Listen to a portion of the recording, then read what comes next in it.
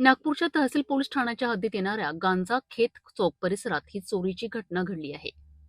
फिर्यादी अनिल नंदलाल कुकरेजा वय 37 वर्ष यांचे हरिकृष्ण एंटरप्राइजेस नावाचे कपड्याचे दुकान आहे. फिर्यादीने दुकान बंद करून शटरला कुलूप लावलेत आणि घरी गेलेत. दरम्यान दुसऱ्या दिवशी रविवार असल्याने दुकान बंदच होते. मात्र सोमवारी पोलिसांचा फोन आल्यानंतर ते दुकानात पोहोचले असता चोरीचा प्रकार उघडकीस आलाय. अज्ञात चोरट्यांनी दुकानाचे शटरचे कुलूप तोडून आत प्रवेश केला आणि ड्रावरमध्ये ठेवलेली 1,80,000 रुपयांची रोकड चोरून नेली.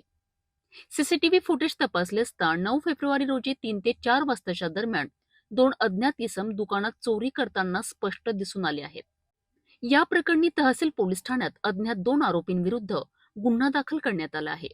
सध्या पोलिसांकडून आरोपींचा शोध घेण्याचे काम सुरू असून पुढील तपास सुरू आहे.